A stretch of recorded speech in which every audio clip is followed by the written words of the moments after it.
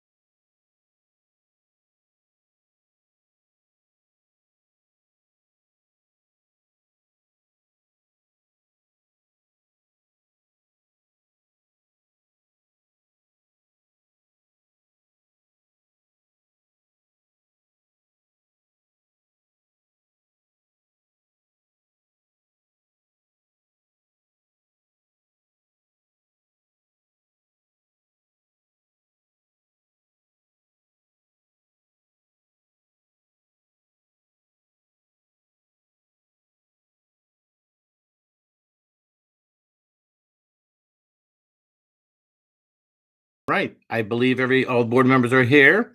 So I will officially open the Northern Lee High School District School Board of March 8th open. The meeting is being recorded. The recording will be posted on the Northern Lee High School District Media YouTube channel. All votes this evening will be roll call votes. A reminder to the school board members that if you are making a motion or seconding it, please state your name. Okay, moving on. As always, I will ask everyone to give the Pledge of Allegiance in your own way at your own place, please. I pledge allegiance to the flag of the United States of America and to the republic for which it stands, one nation under God, indivisible, with liberty and justice for all.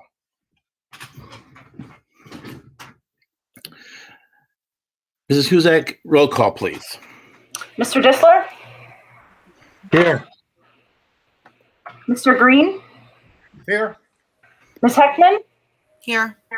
Ms. Husak? Here. Mr. Keegan? Here. Mr. Kern? Here. Ms. Culp? Here. Ms. Martineau? Here. Mr. Fedorcha? Here. All present. Thank you very much. We're at public comment, and as always, public comment is restricted to the agenda items. I will recognize anyone at that time. As per our policy, 903, all registered participants will be provided a period of 5 minutes for each participation. All statements shall be directed to the presiding officer. No participants may address a question to any other board member individually. Participants will be muted until their turn to speak. Mr. Hill will announce the name of the participant who is speaking. Mrs. Wagner will then also announce at a 30-second time remaining of your speaking time. I will kindly ask you to have spoken to remain muted until all other consideration to the participants who are following you. Mr. Hill, I will ask you now, do we have anyone online to speak? Thank you, Mr. Fedorcha. We do not have anybody signed up to speak tonight. Okay, then we will move on, and I will then take a motion to approve the minutes of the February 8th meeting. And I don't see it on here, but do I not have to have the minutes of our January meeting? Or, I mean, not, I'm sorry, I'm not January, our March meeting? Mr. Fedorcha, those are still being processed. They will be on the next. Okay, thank you very much. I just want to, it wasn't on my agenda. I just want to make sure I wasn't missing it. Okay. This was do I have a motion to approve them? We have a motion. Do I have a second? I second Michelle Martineau. Okay, I believe that was Mr. Keegan. Am I correct? Okay. Mrs. Huzak, roll call, please. Mr. Disler? Yes. Mr. Green? Yes. Ms. Heckman? Yes. Ms. Husak? Yes. Mr. Keegan? Yes. Mr. Kern? Yes. Ms. Culp? Yes. Ms. Martineau? Yes. Mr. Fedorcha? Yes. Motion passes. Thank you very much. Mrs. Huzak, Intermediate Unit. No problem. Thank you, Mr. Fedorcha. Our February meeting for the IU is always a free month for us. We push our January meeting because of the holiday, so we don't have February, but we do have our March meeting coming up. But I did want to report on one thing that's really happening, really important for our teachers, our community, and things going on out with the COVID-19. The CLIU has been directly tasked with coordinating and developing and managing the registration of the Johnson & Johnson vaccine that is coming out. The vaccines will be able to be distributed to our districts beginning on Friday, March 12th. It includes not only Northern Lehigh, but 14 of the Carbon Lehigh districts that the IU services, including CCTI, LCTI, some charter schools and the non-public schools. All of this has been put in motion by the governor's office and PA Department of Health and PDE's help. There is a third party coming in to do that vaccination process, but the registration is out there. So I wanted to take the time. It really was a extensive process that went into place to register all of these teachers, all of the staff. Really appreciate our administration here at Northern Lehigh for taking the time and coming in over the weekend to make sure that our teachers get the vaccinations that they deserve and need, and all of those really great things to get us moving back in the right direction. So thank you to the folks at the IU for helping that, and our staff, our teachers, our administration here for making that a really successful opportunity coming our way to get us all back from COVID-19. Just one other thing that I wanted to congratulate our Northern Lehigh District Education Foundation. I did notice on some social media today that there was a grant that was received from Next National Bank. So wanted to just give a shout out and say thanks to Next National Bank for continuing to support the community, as well as Mr. Weber and Ms. Stafford, who are members of the Education Foundation, who accepted that award. So thank you to supporting us and continuing through the community and kind of getting us back on track and doing what we all do best. So just wanted to give a shout out there to our teachers and the foundation and Next National Bank. Thank you, Mr. Fedorcha. Thank you. Any questions from Ms. Souza? Moving on then, LCTI. The only thing I have is that our budget is still being discussed by the districts. We do not have a formal tally of the budget yet. It should be in by the next meeting. We did appoint a new administrator to take the place of Mrs. Golden Offer, and Sean Wills, who is internally involved with the as a supervisor, but also as a counselor. So he's a great fit, and we're very lucky to have him. That's what I have right now.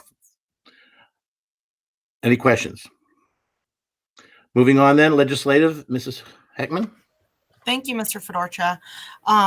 There hasn't been much movement on any education bills in the Pennsylvania legislature. This week, there was a cyber charter school tuition reform bill introduced, but it hasn't had a hearing or even been marked up yet. So as always, whenever charter school reform, cyber charter is on the docket, we will pay close attention to it. Today, the CDC released updated guidelines for individuals who have been vaccinated and how they are safe to interact indoors unmasked. That's pretty much the highlight of the release that I saw today. We're also watching the $1.9 trillion stimulus package that the Senate passed over the weekend after their vote-a-thon. Now it will go back to the House since there were some changes from the first version, but as with the two prior stimulus packages, tons of money will be trickling down into public education, not only for improvements, but for vaccine distribution. So as always, we will keep an eye on that and learn later, what type of funds Northern Lehigh specifically will be receiving from those. That's what I have tonight. Any questions for Mrs. Heckman? Hearing none. Moving on then to Lehigh Carbon Community College, Mr. Green. I have no report this evening, Mr. President. Thank you. Any questions for Mr. No, I'm kidding. Moving on then you have the committee reports and the minutes of the meetings of the committees, and then we will move on to, I'm not sure who's going to be first, Mr. Williams or Mrs. Craddock, but I will turn it over to both of you right now. Thank you so much, Mr. Fedorcha. Good afternoon, everyone. It's great to see you all again.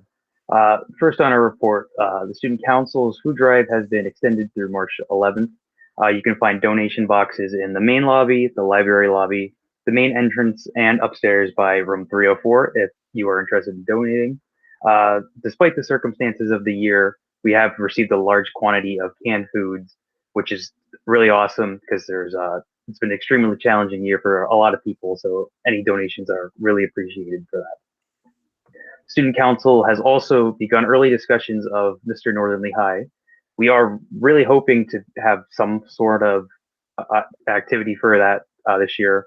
It's still early planning, but we're hoping to have it done virtually, where we would post it on Northern Lehigh's YouTube channel. Like I said, these are still early discussions, but more news will hopefully be following up in the next month or so. Yearbook sales are still going on, and any student who orders one this year will have it mailed to them. The school's newspaper, The Slate, is preparing for their 6th issue, which will release at the end of this month, so be sure to keep an eye out for that. And finally, from me, the Student Council is begun planning for our next blood drive. It will be held on Thursday, April 29th, so maybe mark your calendars if you're interested in that. And if you are interested, you can sign up for that on giveapint.org. I will now pass it on to Paige to conclude the report for tonight. Thank you, Aiden. Unfortunately, still prom and senior prom are canceled unless, the regulations change and something gets lifted, a miracle. The spring musical is planned to record in the next 2 weeks. The show begins streaming on YouTube on April 9th at 7 p.m. Tickets are now available on $10 for the stream link. The troupe is also seeking sponsorships from individuals or businesses, and they will be listed and mentioned on the stream if they purchase a sponsorship.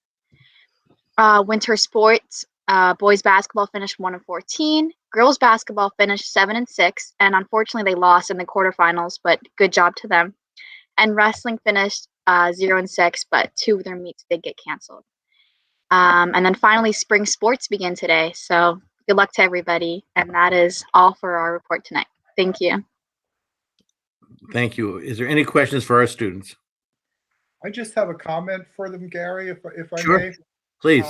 Maybe this will give you a little bit of hope, but I heard on the radio coming home today that Moravian College is having a real graduation this year on May 8th for their students from this year and last year. So cross your fingers, maybe things will work out and you guys can have a real graduation this year. So just wanted to relay that. That'd be nice. Thank you, Mr. Green. Okay, anybody else? Thank you very much again.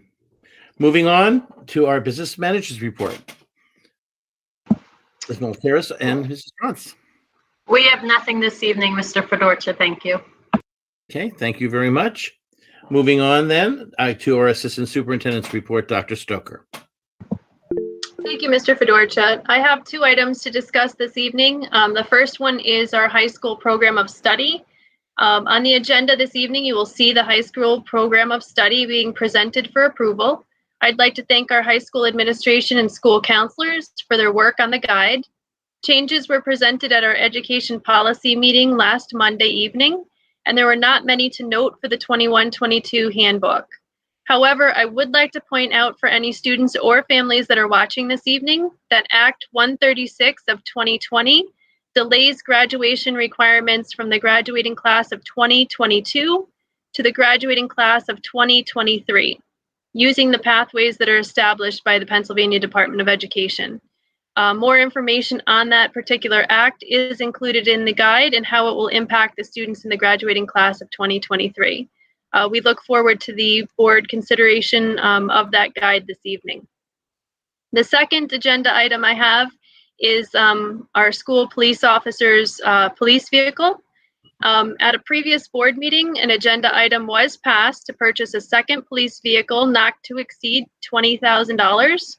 I'd like to let everyone know that we have secured a 2014 Ford Edge, and the graphics and lettering are being added to customize it to the Northern Lehigh School District Police Department.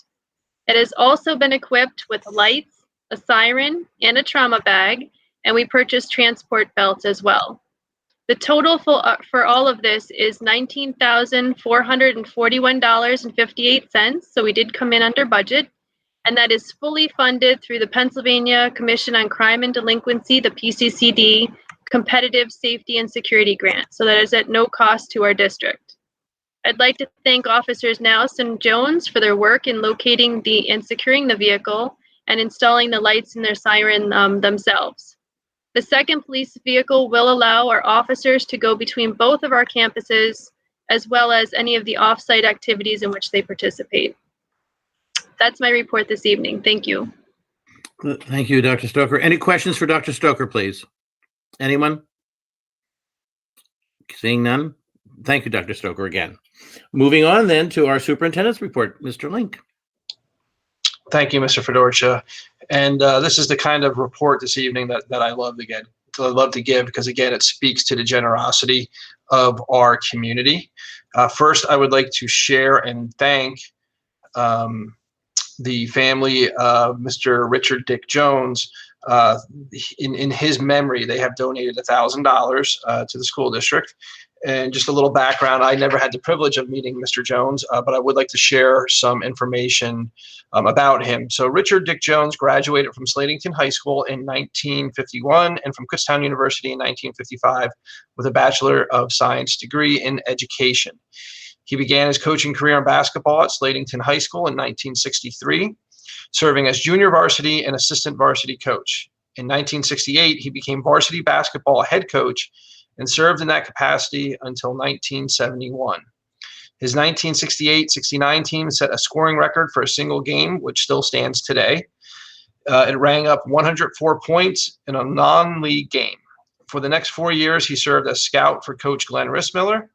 And from 1976 to 1984, he coached girls basketball.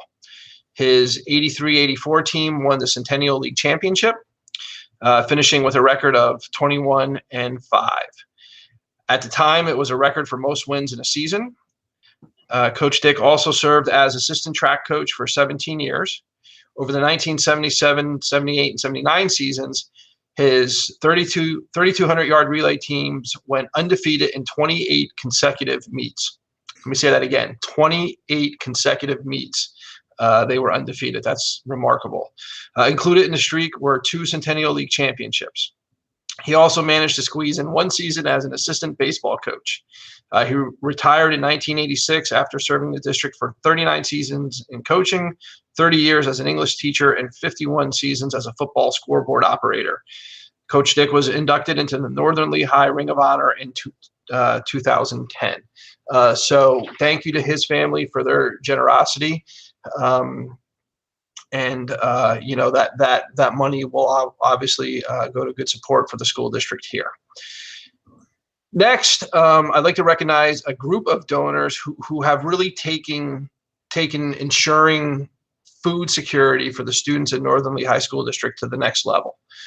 I am just blown away to announce that we received a check for $10,000 to the Backpack Buddies and Summer Food Program in combination from St. John's Lutheran Church, Second Chance Shop, the Women's Involved with Sharing and Helping, or the WISH group, and various church donors from around the community. That money will go a long way in assisting Mrs. Bonnick and her team in ensuring that none of the students in the Northern Lehigh community go hungry over the weekends or through the summer. Mrs. Husak had mentioned earlier that our Education Foundation, in conjunction with NEF's National Bank, is donating $20,000 to the summer STEAM camp.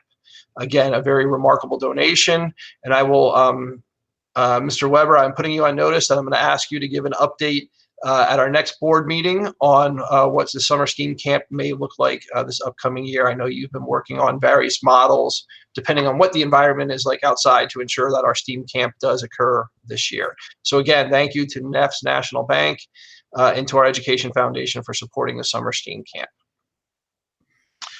Next, I'd like to spend some time with our school principals and Mrs. Dada on giving an update on the phased transition plan to the 4 days in-person learning model, which was approved at the last special board meeting. So at this time, I'm going to share my screen, and we will give the community and our board of directors an update.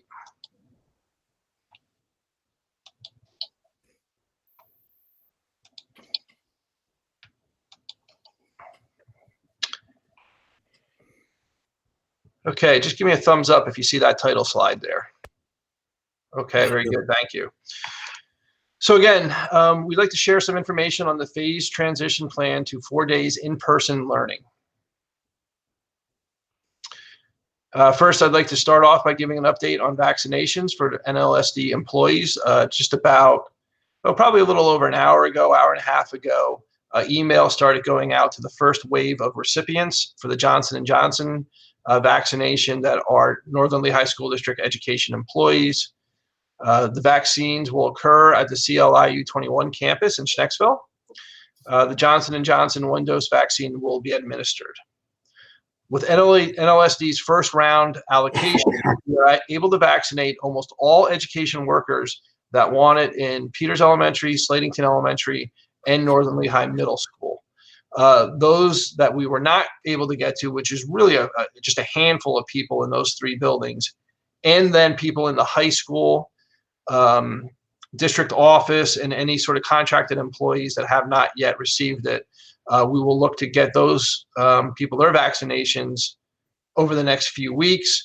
We are currently being told that all people should be vaccinated by the end of March and early April.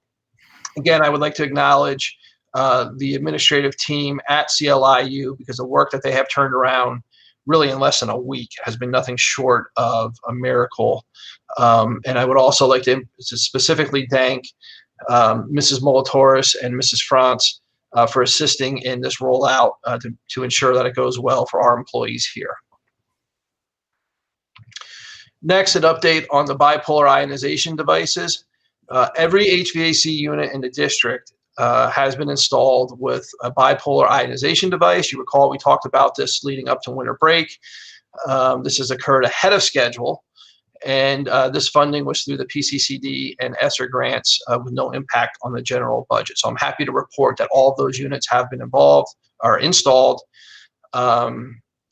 which will go a long way in mitigating the spread of not only the COVID-19 virus, but really all viruses, bacteria, molds, things like that in our buildings. So a huge improvement to our HVAC systems. Next, NLSD transportation. Because of the return to the 4 days in-person instructional model for those families that have selected it, we are looking at now having 1 to 2 students per seat on the bus. Although that can be decreased when families continue to transport their own children, or for our students that are able to drive themselves. We will continue with the sanitation between runs at the end of at the end of the day. Brandywine Transportation Company, does this on a daily basis, multiple times a day, and they're doing a great job ensuring that those vehicles are cleaned after each use. Students and the driver must continue to wear a mask. And transportation department has been responding to changes in transportation's request due to the switch in models. Although I will say, with ongoing conversations with Mr. Durr, our director of transportation, he's saying that he's fully anticipating that there will be minimal impact to the length of runs and the pickup times and drop-off times. They have a system in place ready for that and ready to go. Going back to masking, I would just like to kind of piggyback on what Mrs. Heckman had said in her legislative update, that the CDC has released guidance for people that are fully vaccinated. And just a little clarifying point there, that fully vaccinated people can now visit with other fully vaccinated people indoors without wearing a mask or physically distancing. So there are still some parameters there, or some things that they have to be aware of. And they can also visit with unvaccinated people from a single household who are considered low risk. So that is a great step forward. That's positive momentum, but there are still some parameters there, even with that updated guidance. Okay, next, an update on positive cases since our last update at the special meeting. Peters currently has 1 positive case. In the middle school, currently has 1 positive case for students. Quarantines, Peters has 10 students, Slatington has 8, the middle school has 2, and the high school has 7 as of today and since the last board meeting. Employees, Peters has 1 on quarantine, Slatington has 1 positive case and 1 on quarantine, and all the other buildings are at 0 cases and 0 quarantines. Again, just a snapshot of our rolling cumulative data. We are now at 64 total cases in the district since the very first cases reported in October 28th for staff and November 8th for students. The 14-day rolling windows, we'll see that there is an active 14-day rolling window at Peters. There is an active 14-day rolling window at Slatington, and as well as the middle school. So we will continue to monitor those buildings closely. Next, our timeline for reopening remains March 15th for both elementary buildings and March 22nd for secondary buildings. And let me correct myself there, not a reopening, but a phased 2-4-day instructions. At this time, I'd like to turn it over to Mr. Schneiderite, and he's going to walk us through a series of slides from Peters Elementary School, and then from there, we'll hand it off to each principal, and finishing then with Mrs. Dada and Dr. Stoker talking about some of our other student groups. So, Mr. Schneiderite, just let me know when you would like me to advance the slides. Thank you, Mr. Link, and good evening, everyone. It's a pleasure to virtually see you all tonight. You can go to the first slide, please, Mr. Link. I'll begin tonight by reporting the results of the commitment forms that came in. The response rate for Peters Elementary School was 84%. Of those that did respond, 267 chose to return to school for 4 days of live instruction, which represents 86%. 40 students chose the 5-day fully remote model, representing 13%, and 2 students committed to remaining in Bulldog Academy, representing just 1%. Next slide, please, Mr. Link. Now, my goal for creating the instructional model for the remainder of the year was to have as few scheduling changes as possible while maintaining the safest environment for our students and, of course, our employees. I'm happy to report that after those numbers came in, we are able to bring back everyone in the first and second grade who committed to come back without any scheduling changes. That is even in our virtual class. In second grade, class size was a big challenge for us. If we brought back everyone who committed to return in second grade, we would be looking at class sizes of 24, 25, 26 students per class, and that's not including teachers, paraprofessionals, and the adults in the building, or the adults in the classroom. So to address this, again, I'm happy to report that we are able to add an additional second grade teacher, which will greatly reduce class sizes for the entire second grade. This will result in some rescheduling, and we're looking at rescheduling up to 20 second grade students into a new class. I will be contacting families tomorrow of the students whose schedules will be changed. And after rescheduling, class sizes in the second grade will range from 17 to 20 students per class. The virtual classroom in the second grade, very similar to the first grade and kindergarten, will remain unchanged. Now, regarding the virtual classrooms, the students who return to school within those virtual classrooms with their virtual teacher and will be in the classroom while that teacher provides the instruction virtually, similar to how they've been doing it through the entire year. The students who return will, again, have that same instructional model, but will also, of course, have the added benefit of engaging directly with the teacher, eating lunch, having recess with their friends, and having specials classes live, while the students in the virtual classes who remained at home have the advantage of remaining in the model that they feel the safest while maintaining their teacher that they've had the entire year. Outside of the 5-day virtual classroom, there will be no need to live stream since all the students enrolled in the 4-day classes are coming to school each day. We will allow students who are approved for remote learning due to the need to quarantine to live stream into the classroom, but that is the only reason that teachers will have to live stream 4 days a week, because again, they'll all be in the school 4 days per week with their students. I'd like to also note that it is highly recommended that the students who chose to remain in that fully virtual model, that they all, as often as possible, log into the live streaming that occurs within that model. We will maintain that expectation, however, that students who submit their work by 9:00 p.m. and that required exit ticket, that will account still for the daily attendance for those virtual students. Next slide, please, Mr. Link. I will now share the impacts of returning 4 days per week and what that will do to our classroom sizes. The maximum class size now in second grade will be 20. And I believe we'll be able to maintain 4 feet distance between students in the second grade. The maximum class size in first grade is 19. And again, I'm confident that we'll be able to do or keep 4 feet of space between students in first grade. And the maximum class size in kindergarten is 18 students.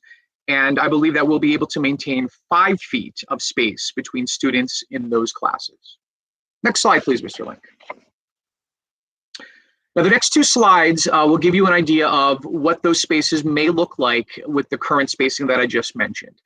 So you know this is not exactly what it will look like. We're still addressing the moving of big equipment pieces out of the rooms, so we weren't able to spread it out exactly. But the first picture here shows a first grade classroom with approximately 4 feet of space between students.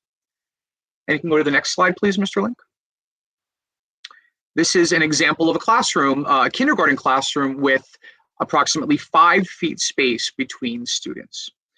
And so, you know, because we are rescheduling students in the second grade, I do not have a picture to share of second grade and the spacing. Right now, again, the teachers have 26, 27 desks in the classroom. But to get the conclusion of that 4 foot spacing I mentioned earlier, we used an empty classroom that mimics the second grade classroom to create a model to determine what that class will look like. Next slide, please, Mr. Link. Now, there will be a number of changes to routines that will occur beginning next Monday on March 15th. First, students will no longer be eating in classrooms. That includes breakfast, lunch, or snacks. Instead, everyone will eat breakfast and lunch in the cafeteria, and I'll show you a picture of that in just a moment. This is to ensure that we are able to maintain 6 feet distancing anytime masks are down while eating. Next, the number of students outside during recess will certainly increase. So we're going to be adding some additional staff out there to accommodate those added numbers. And finally, there will also be no mask breaks, water breaks, or snacks in the classrooms. I've spoken to the teachers and encouraged them to, as often as possible, take a walk outside, bring the students outside. We have some natural 6 to 8 feet markers out there that can signal where the students can sit down, take their masks off, take a drink, have their snack, and then return inside. When that's not possible, snacks and mask breaks will occur in the hallways. Next slide, please, Mr. Link. I'll share with you a picture of the cafeteria setup. The border between the gym and the cafeteria will remain open for the remainder of the year, and we will have desks and tables set up in the gym to provide extra seating to maintain that 6 feet distance. With this setup, we will be able to accommodate an entire grade level within the cafeteria and gym within this current setup. And our final slide. Actually, Mr. Link, you can go to the next slide, but just to make everybody aware, I wanted to ensure families of our Peter's pups that we do have a plan for the returning on March 15th. Obviously, at the K1 and 2 level, there will be students who have not been in the building for an entire year, and we'll certainly have some kindergarten students who have never been in our building. So just to make everybody aware, Mrs. Cromer and I, our amazing school counselor, will meet with those students off the bus. We'll bring them into the cafeteria. We'll have their virtual teachers there who, again, they'll be meeting for the first time live this year. We'll have a chance to go over expectations and, sort of get them prepared for the day, get them excited, introduce them to their teachers, and send them on their way. So it's not going to be, we're going to have something, again, planned for that day to ensure that everybody enters Peters smiling and leaves Peters smiling at the end of the day. And that ends my report. Next is Mr. Pine from Sladenton Elementary School. Thank you, Mr. Henry. Good evening, everyone. So for Sladenton Elementary School, just like turn to the next slide, I want to open by thanking our families for their responses. We had a 96% response rate. Some of that coming after I'd sent out a reminder call, but I honestly, I can't thank you enough because it was so pivotal and helpful in the planning that we've done and the planning that we're continuing to do to have those numbers as early as possible. So we had 358 students for parents on behalf of students respond for in-person instruction 4 days, and that represented 81% of our student population. So it was a slightly higher percentage than we had anticipated. 82 for the 5-day virtual, and that representing 19% of the school population, and 1% for Bulldog Academy with 4 students. Next slide, Mr. Link. So as well as thanking the parents, I do want to thank the amazing staff that I have who have really worked with me through the weekend and through all kinds of hours, answering calls and questions and things like that to get to these conclusions. So for the instructional model, we have been able to, and I would have said this a week ago, been able to have all students who are virtual remain with their teachers and their schedule. Instruction will be delivered as it is now through existing media. As at Peters, and you're going to notice a lot of commonalities here. Mr. Schneiderite and I worked very closely together and had the same common goal of trying to keep these schedules as close as possible. The live feed is highly recommended. We've seen the most success when students are able to be there and engage with the students in the class. So we really do recommend that. Expectations regarding attendance, though, will remain the same as at Peters. The win period for virtual students, this is a change, and this is a change, I think, particularly for third grade, that will be assigned asynchronously. And so what I mean by that is for that 40-minute period in the day, the students who are typically using programs with the teacher's supervision, they will be given that time, and the teachers, they will not be supervising the students for that 40-minute period. And that decision was made because we do have some spaces to fill and some things that we need to accomplish. In-person instruction, live streaming instruction, again, also like Peters, will be discontinued. We don't see the need for that as we will be moving all the students in and they'll be here 4 days a week. With the cases of quarantine, of course, there will be exceptions. We do have one or two other exceptions, but quarantine is the main exception. Students returning were rescheduled to in-person classes and to teachers that they had during the course when possible. And I say that as a caveat, but when I say when possible, I mean there are few enough that we're not able to, that I'm going to be able to make all those calls tomorrow. So we really were able to get most of them in with a teacher that they had a course if they weren't going to be with a teacher that they currently had in the virtual environment. And rescheduling of students has really been limited in any changes in content teachers. So we were really able to narrow that pool to very, very few. I think parents are generally going to be pleased. They're going to have the same teachers, if not in the same class during the same time of day. Next slide, please. Social distancing, so you're going to see it's pretty consistent, maximum class sizes. So third grade, we have 24. These were measured out at the beginning of the year. I went and remeasured them Sunday night, or 24, at least 4 foot of spacing will be able to be achieved across all areas at that number. And so we have a maximum at 24. I will tell you that the averages right now are closer to 22. So we do have space within the grade level. It's not like we are maxed out when I say that we have a maximum of 24. Fourth grade, same thing. We have 24 as a maximum class size right now, and we do have at least 4 feet of spacing between 2 students. In fourth grade, that is one of our grades where we have sort of an outlier classroom that's a little bit oddly shaped and allows us to fit a couple more if we need to as well. Fifth grade classrooms, fifth grade is a little bit smaller of a class. We have 23 as the maximum class size within the building and at least 4 feet spacing between students. And sixth grade, well, you see the pattern. 24 students is the maximum. And again, for all of these, that is not that all classes are 24, but that, one or more is. Next slide, please.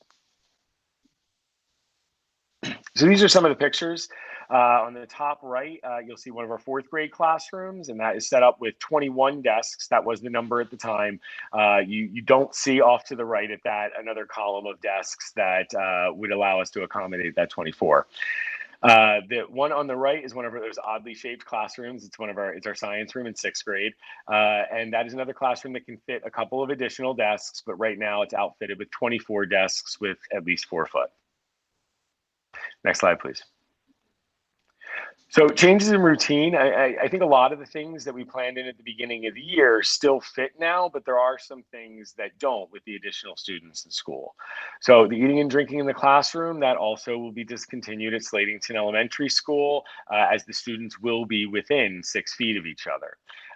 We will need to use spaces outside the cafeteria, and we'll need to supervise and monitor a much larger space with staff or volunteers. We were never eating lunch or breakfast in the classroom. It's really just about those break times. But the cafeteria was set to accommodate about 50 students, and now we've sort of expanded that space a little bit into the lobby. So the second bullet there is addressing that. We're going to also probably have to address and limit through traffic during those lunch times so that students and faculty are not walking through areas where students are eating and drinking. Mask breaks and water breaks. So they will occur also at Slatington outside of the classroom. We're looking at the hallways and outside when appropriate. So we're planning for that, and we're going to look to schedule in time throughout the course of the day. So I don't know 100% what that'll look like, but I can guarantee within blocks of time, we'll be scheduling in spaces so that as a class, they're able to take those breaks. And in addition, of course, students will be able to be excused to take sips of water. A number of students at recess will also increase at Slatington. We're a little bit different. From the beginning of the year, we had staggered recesses. We had scheduled it so that 2 groups were out at a time. So while throughout the year, it's looked like about 30 students out with 2 staff members, that will double. At this time, I anticipate the staff should be able to supervise the number of students who are out there, but we're looking at the ratios to determine if there's any other need for assignment. Next slide, please. I do apologize. So we did get the hallway area set up today, and I got a chance to take a look at that. I didn't get a chance to input a picture. We were able to isolate that to a smaller group than I had anticipated, which is good because that means it's actually less space ultimately, to supervise. So, but this is kind of what the spacing would look like.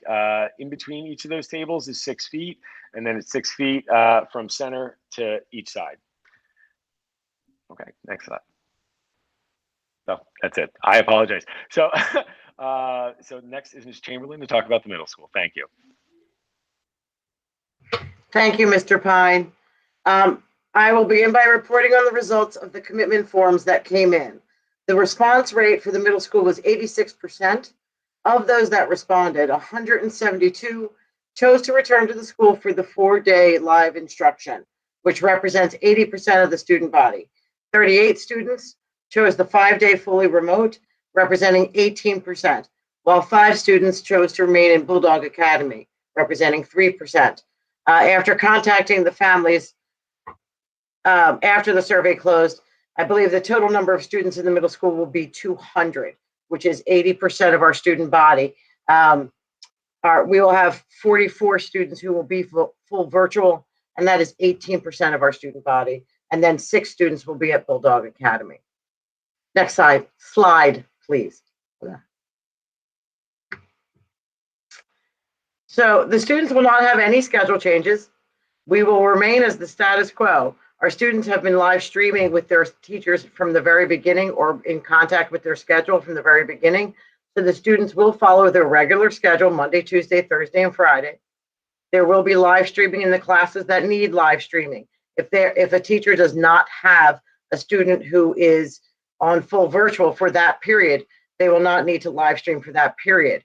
But if they have a student who is virtual, then they will live stream during that time.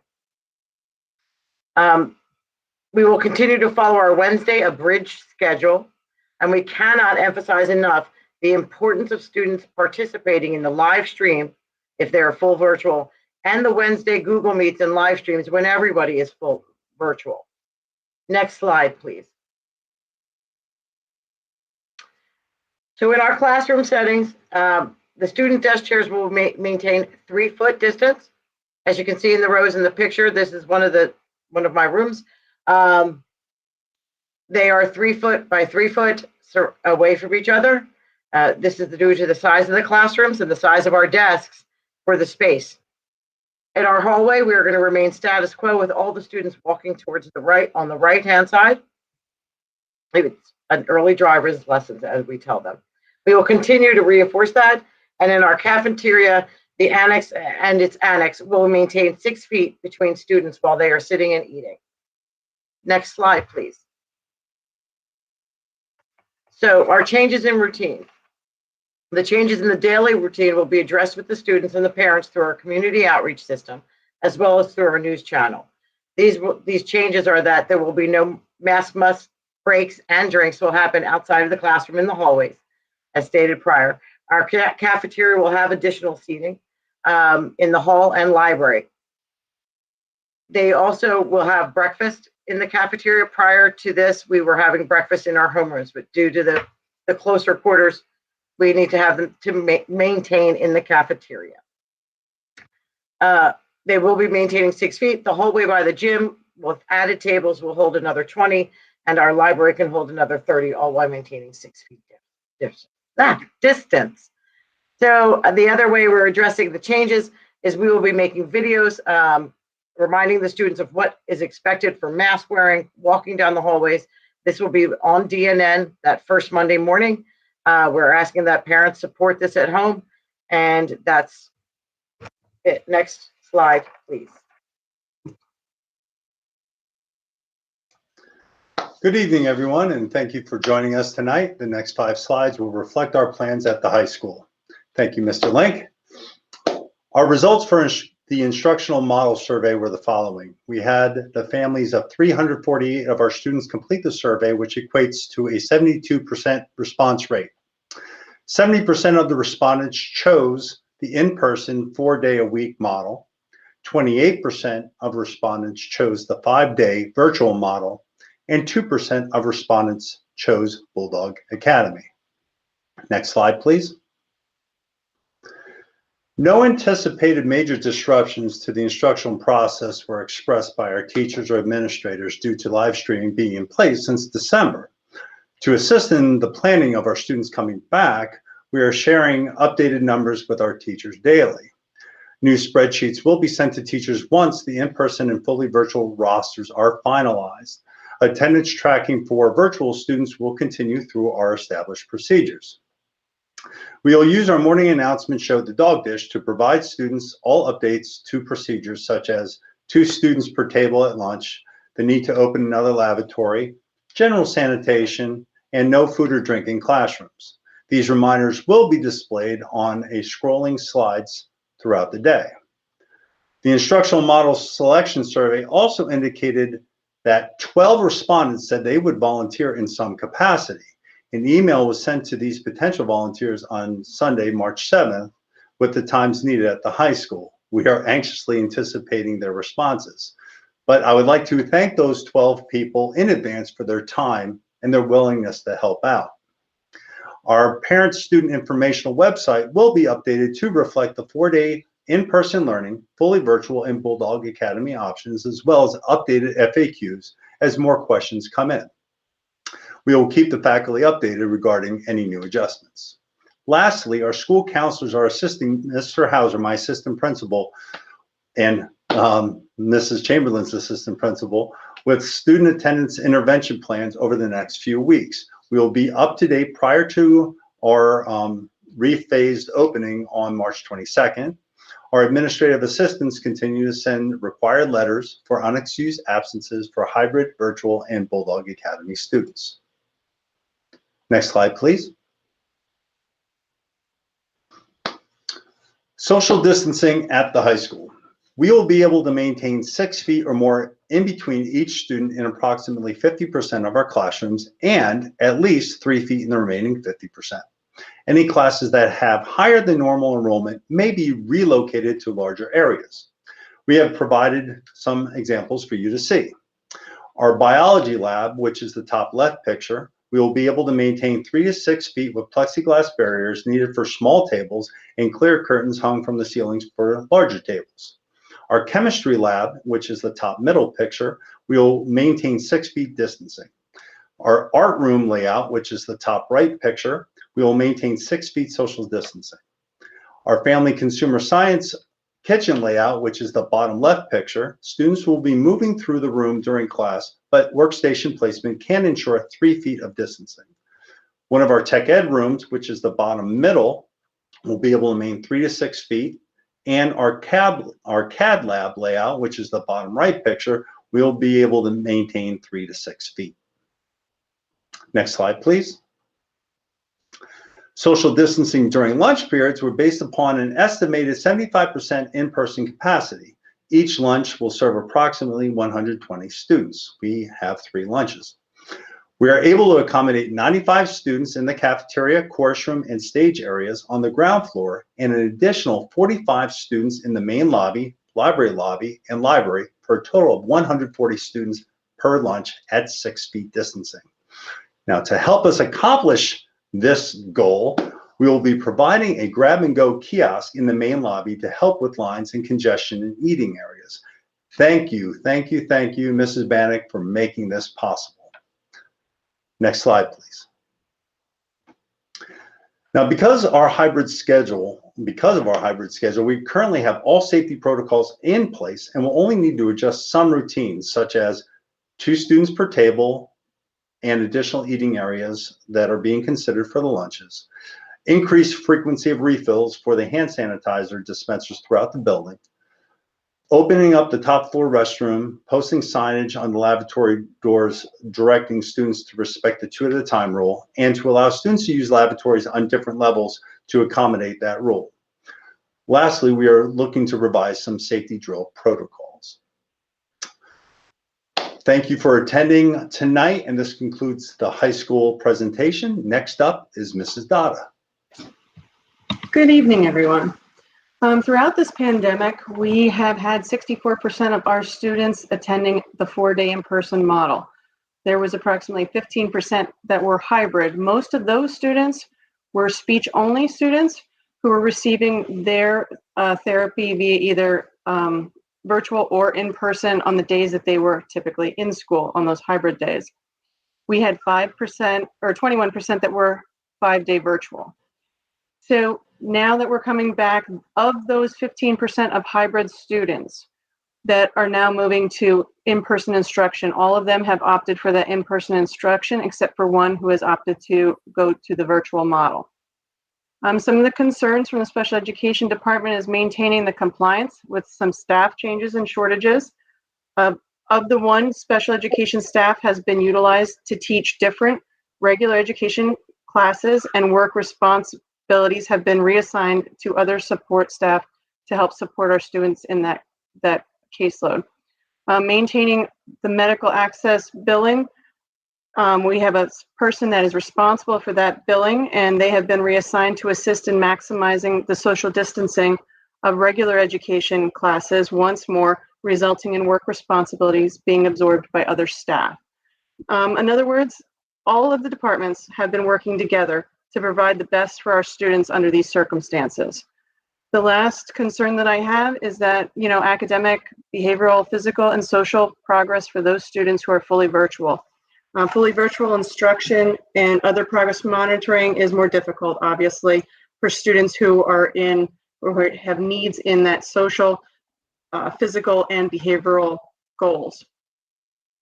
I'd like to now turn everything over to Dr. Stoker. Thank you, Mrs. Dada. I'm going to talk this evening about our English Language Development Program with our English learners, or ELs. Throughout the pandemic, 25% of our students in that population chose to be 4-day in person. We had 37.5% of those students in hybrid and 37.5% of those students in the 5-day virtual. All of the students who were in the 4-day in person and hybrid have chosen to come back for the 4-day in person. All of the students who were 5-day virtual have remained 5-day virtual. We did lose one student in our population, so that would be where you see that change in percentage. The concerns that we have in the ELDP program are that state testing is still on. We do not have an accountability or testing waiver for this school year. So we are still required to give the WIDA or Access for ELS assessment. Our teachers right now, Mrs. Lieberman and Mrs. Madiola, are doing a phenomenal job reaching out to our students and trying to test all of our students. But we do have the ones that are in the 5-day virtual that are not coming in right now, or are coming in on Wednesdays when we don't have any other students there. So we're really concerned about our participation rate as required under ESSA. Also, another concern is that English language exposure. For our students to become proficient in English, the more exposure they can have to the English language, obviously the better that they can do. And that includes interactions with their peers, interactions with adults in our buildings. When they're not in school, some are reverting to their home language and not practicing their English skills as much. So again, our 2 teachers are reaching out to them as much as they possibly can through Zoom and Google Meet. Phone conversations, trying to engage families. We've also sent some books and things home for students to use while they are at home. So we continue to work on that, but those are just some of the concerns that we have within the ELDP program. And I'll turn it over to Mr. Link at this time. Okay, thank you, everyone. I would like to ask maybe first Mr. Pine and then Mr. Schneiderite. If you could expand a little bit and just talk maybe describe what Wednesdays would look like in your buildings. So Mr. Pine, if you could go first, and then we'll go to Mr. Schneiderite.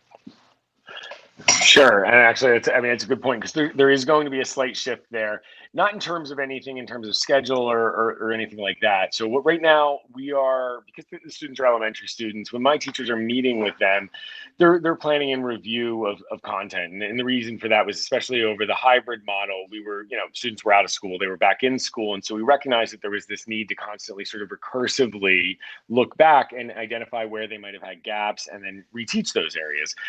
As we move into this model on Wednesdays, we're looking to use it as an asynchronous day in terms of students are able to, during that day, the teachers are going to create content. They'll be able to work through stuff that's continuing along with the curriculum.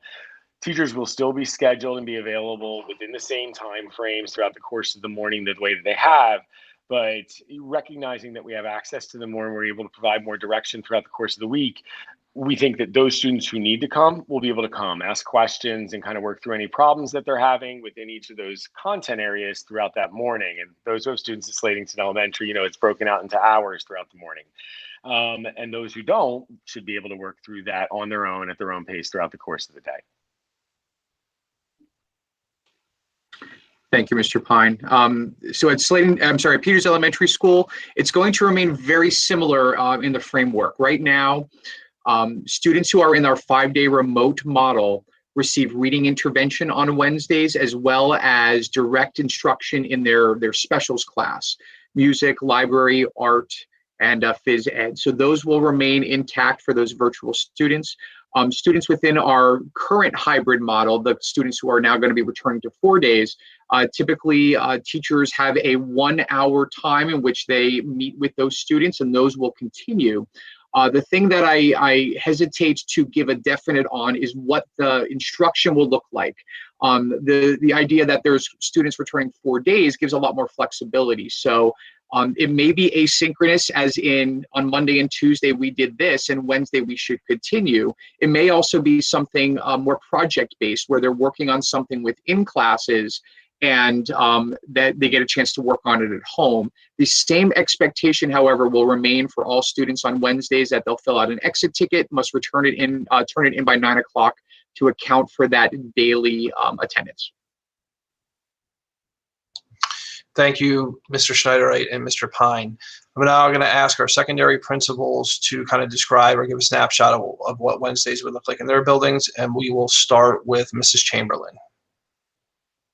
Yes, our Wednesdays are not changing. The students will still follow their abridged schedule. Teachers will be sending out Google Meets. There will still be asynchronous learning as well. And again, with the exit ticket, as Mr. Schneiderite had just said, it will all be the same as what it has been going on. That is the expectation of our Wednesdays here at the middle school. And I have to apologize. I don't have really much to add to it. Mr. Chamberlain took the words right out of my mouth. Our schedule at the high school, as I had indicated in the slideshow, our instructional model has not really changed, just due to our hybrid schedule. Our Wednesdays will remain as Ms. Chamberlain succinctly put it, status quo. Okay, thank you, Mrs. Chamberlain and Mr. Velocity. So that is the conclusion of our presentation this evening. I would like to thank all of the staff, the teachers, support staff, school counselors that supported the principals and Mrs. Dada and Dr. Stoker in coming up with the presentation for this evening, and all the work that they have put into kind of finalizing plans leading up to the 4-day instructional model at the elementary buildings and at the secondary buildings. Mr. Fedorcha, that concludes my superintendent's report for this evening. Thank you, Mr. Link. I also want to thank you, the administrators, and everyone else who did this. It was a monumental thing to do, and for one person looking at now, I'm extremely impressed, and I'm glad I didn't have to do it. So with saying that, I will ask anyone who would have any questions of Mr. Link or the principals. Anyone? Okay, seeing none. Thank you so much, Mr. Link. We'll move on then, and I will announce that we did have an executive session this evening for personnel and legal. I will now move into our personnel items. I will accept a motion to approve personnel items A through I. Please note that there was an additional in item F, which was Mr. Jason Smith as the volunteer assistant softball coach. So I will accept a motion again, A through I. Matt Green, so moved. Bob Keegan, second. Okay, it's been moved and second. Any questions on any or comments on any of the items? Seeing none, roll call, please. Mr. Green? Can I vote no on just that France woman who wants to retire issue? I mean, other than that, I'm okay. I'll vote yes. I think we all should, Matt. I think we all should. Go ahead. Ms. Heckman? Yes. Ms. Husak? Yes. Mr. Keegan? Yes. Mr. Kern? Yes. Ms. Culp? Yes. Ms. Martineau? Yes. Mr. Disler? Yes. Mr. Fedorcha? Yes, Motion passes. thank you very much. Moving on. Mr. Fedorcha, I would just like to congratulate Mrs. France. She has been a just integral part of the leadership team here at the school district. And I'm just happy that we have her through December, and we'll acknowledge her much more closer to that time. But this evening, I would like to congratulate her on announcing her retirement. I do too. I wish her a lot of luck and health in doing that. And she will be missed. We really have a gem here in our offices, and it's going to no one's irreplaceable, but some people are going to be harder to fill than others. And I think Rhonda is going to be one of those. So thank you. All right, moving on to the policy. I will accept a motion to approve the policy items A and B.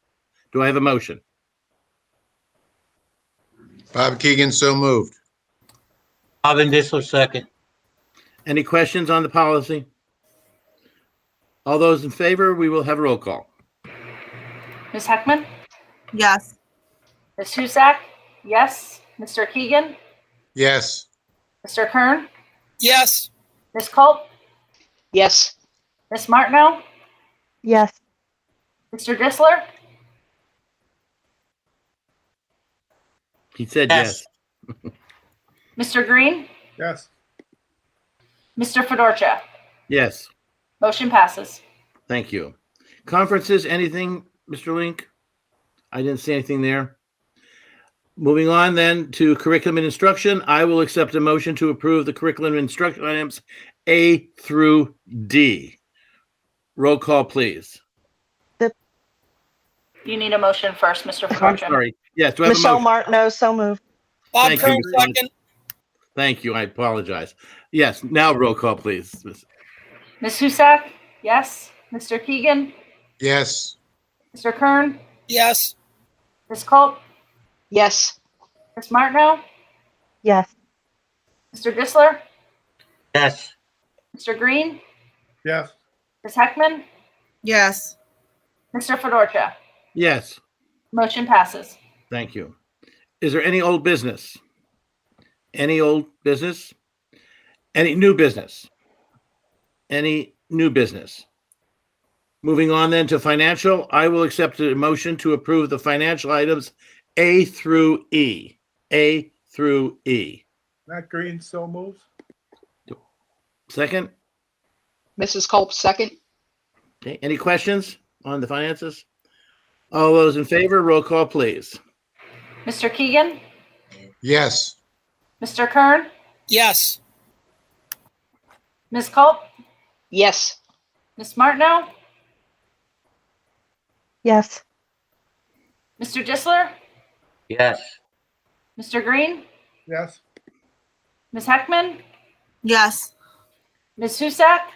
Yes. Mr. Fedorcha? Yes, Motion passes. thank you very much. Moving on to legal, I will accept a motion to approve the legal item A. Legal item A. Do I have a motion to do so? Bob Keegan, so moves. Do I have a second? Michelle Martineau, second. Any questions, comments? Roll call, please. Mr. Kern, No. Ms. Culp, Yes. Ms. Martineau, Yes. Mr. Disler, No. Mr. Green, Yes. Ms. Heckman, Yes. Ms. Husak, yes. Mr. Keegan, Yes.